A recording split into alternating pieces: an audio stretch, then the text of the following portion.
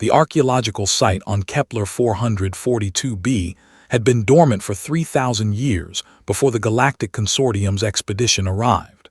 Dr. Orla Vexthar, a Zentara xenoarchaeologist with crystalline blue skin and 4 delicate arms, had spent the better part of 2 standard years excavating the outer chambers of what her team called the sepulchre. Every species in the consortium had taken their turn analyzing the structure. Every species had failed to penetrate beyond the first 3 chambers.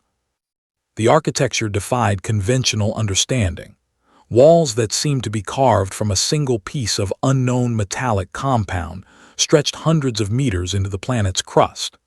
The deceased civilization, tentatively named the architects by the academic community, had left behind no bodies, no cultural artifacts, only this massive underground complex that hummed with a frequency just below the threshold of most species' hearing. Orla stood at the entrance to the 4th chamber, her portable scanner displaying impossible readings for the 15th time that morning. "The energy signature is increasing again," she said, her voice translator converting her native clicks and whistles into standard galactic. "But there's still no identifiable power source."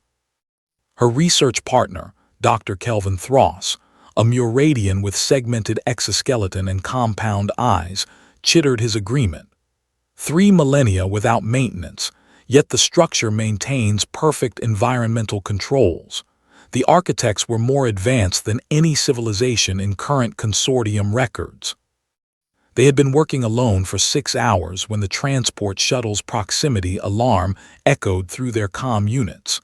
Orla's 3rd arm reached for her datapad. "We're not expecting any supply runs for another week." "It's a priority transport from the consortium embassy," Kelvin said, studying his own device. "They're sending someone." "Sending who?" "A human." The word hung in the air between them. Humans were the newest species to achieve faster-than-light travel, having joined the consortium only 43 standard years ago. They were considered scientifically primitive by most established species, their technology crude, their understanding of quantum mechanics rudimentary at best. That the consortium would send a human to an archaeological site of this magnitude was unprecedented. Daniel Torres descended from the shuttle 3 hours later, carrying nothing but a standard-issue field pack and an expression of barely contained wonder.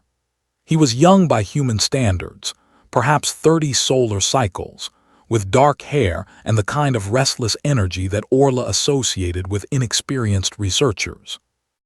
"Dr. Vexthar," he extended his hand in the human greeting gesture.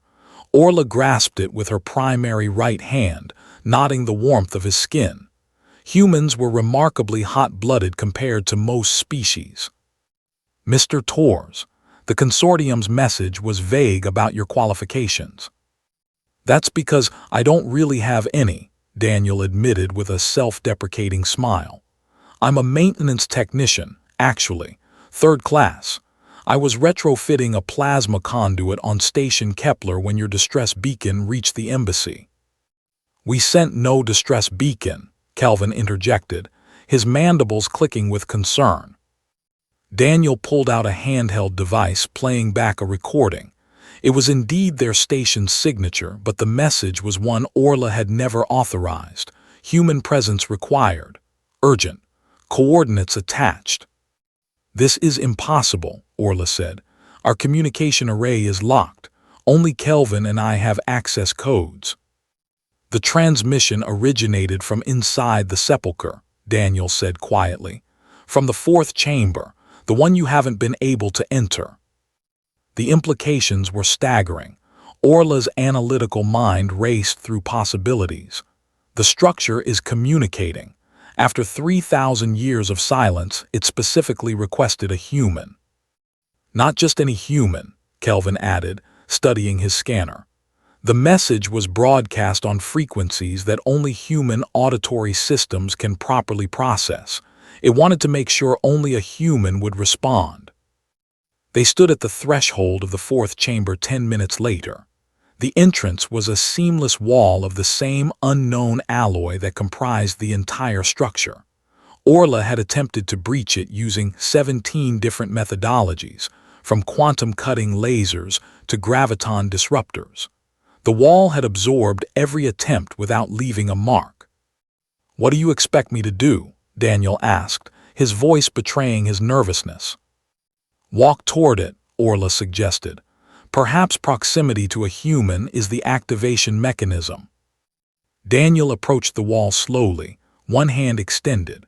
When his fingers were still 5 centimeters from the surface, the wall rippled like water.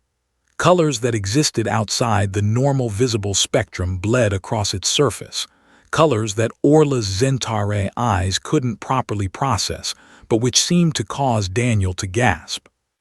"What do you see?" she asked urgently. I can't describe it. It's like mathematics and music and memory all at once." Then the wall dissolved. The fourth chamber beyond was enormous, easily 10 times the size of the previous rooms, but it was what occupied the center of the space that froze all 3 of them in place. A pillar of crystalline light extended from floor to ceiling, and suspended within it was an object that resembled a human brain. Not metaphorically. It was identical in structure to a human neural organ, down to the folded cortex and branching stem, except it was the size of a small shuttle, and composed of some material that pulsed with bioluminescent energy. "By the ancients," Kelvin whispered. Text began appearing in the air around them, holographic projections in a language that Orla's translator couldn't parse. But Daniel read it aloud without hesitation, his voice taking on a strange, resonant quality. "To the species of Earth, we are the architects. 3,000 years ago, we seeded your world with the foundations of consciousness. We designed you, we shaped you, we waited for you." "That's impossible," Orla protested. "Human evolution is well documented, random mutation and natural selection over millions of years." Daniel continued reading, his eyes wide. "Every species in this galaxy evolved naturally, following patterns determined by their environment and biology. Every species except one. We needed something specific. We needed a species with chaotic neural architecture, unpredictable, illogical, creative in ways that pure logic cannot achieve." The holographic brain pulsed brighter, and suddenly the chamber was filled with images. Orla saw the rise and fall of the architects themselves, a species of pure energy beings who had achieved such technological sophistication that they had transcended physical form. She saw them attempt to solve a problem, the heat death of the universe, the ultimate entropy that awaited all of existence. "We calculated every possibility," Daniel read, his voice now clearly not entirely his own. "Every configuration of matter and energy, every quantum state across infinite timelines. The mathematics were perfect, the logic was flawless, and in every scenario the universe dies. We could not find the error in our calculations because there was no error. Logic alone cannot solve the unsolvable." More images flooded the chamber. The architects finding a small, yellow star, seeding a blue world with modified proteins, carefully nudging evolution through strategic asteroid impacts and climate shifts, guiding the development of a species whose brains would be uniquely chaotic, filled with emotional irrationality and creative leaps that defied pure logic. "Humanity is our final experiment," Daniel continued. "Your species thinks differently than any other in the galaxy. You solve problems through intuition and imagination. You make illogical leaps that somehow arrive at correct conclusions. You are beautifully, perfectly imperfect."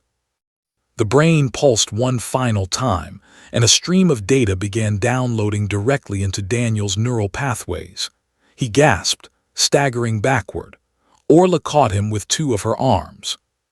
"The solution to our equation is contained within human consciousness itself," Daniel whispered, completing the message.